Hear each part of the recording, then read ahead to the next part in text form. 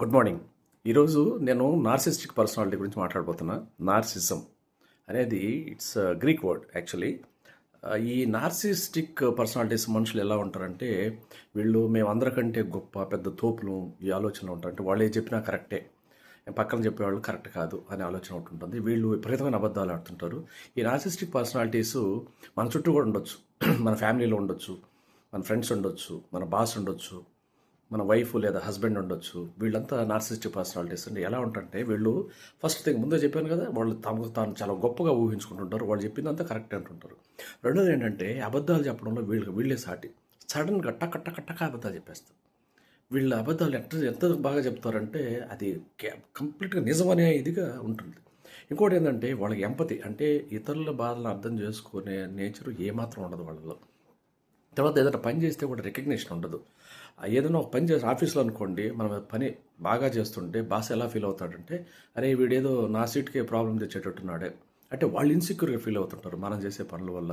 ఇది ఒకటి ఉంటుంది. ఇంకోటి ఏంటంటే, మనం అందరం మానసికంగా కొంచెం సున్నిత మనస్కులో అనుకోండి, ఆ సున్నిత మనస్తత్వాన్ని వాళ్ళు యూటిలైజ్ చేసుకొని మనం బ్లాక్మెయిల్ కూడా చేస్తుంటుంటారు.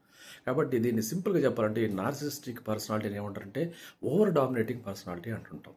మనం అనొచ్చు డామినేషన్ ఏంటి, ఓవర్ డామినేషన్ ఏంటి అనేది.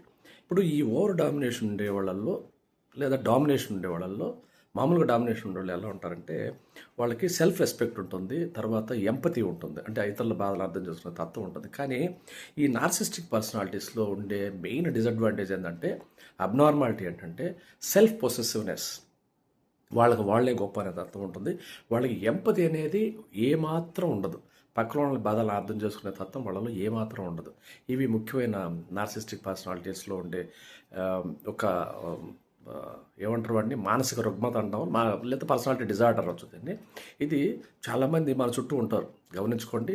దానికి తగ్గట్టుగా మీరు కూడా ప్రవర్తించండి. లేదంటే వాళ్ళ చేతులు ఒక్కోసారి రకరకాలుగా బలైపోయే అవకాశాలు కూడా ఉంటాయి.